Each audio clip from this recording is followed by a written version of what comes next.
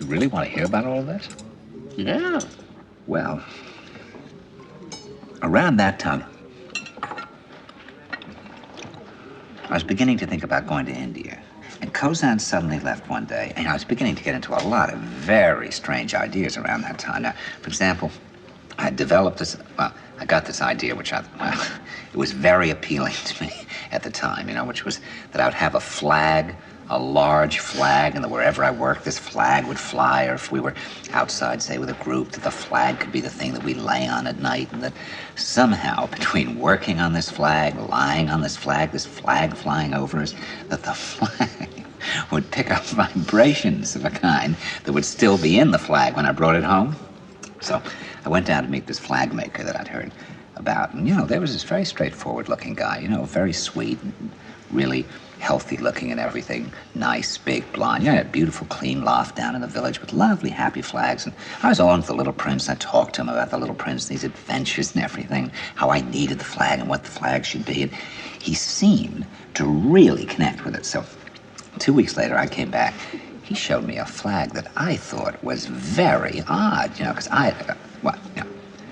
I'd expected something gentle and lyrical. There was something about this that was so powerful, it was almost overwhelming. And it did include the Tibetan swastika. You put a swastika in your flag? It was the Tibetan swastika, not the Nazi swastika. It's one of the most ancient Tibetan symbols.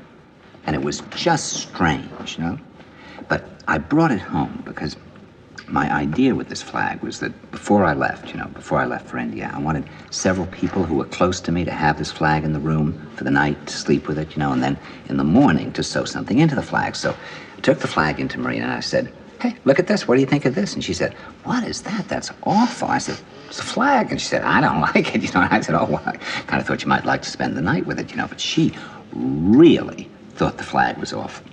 So then Chiquita threw this party for me before I left for India, and the apartment was filled with guests. And at one point, Chiquita said, the flag, where's the flag?" And I said, "Oh, yeah, the flag." And I go and get the flag, and I open it up. Chiquita goes absolutely white and runs out of the room and vomits. So the party just comes to a halt and breaks up. And then the next day, I gave it to this young woman who'd been in my group in Poland, who was now in New York, and I didn't tell her anything about any of this.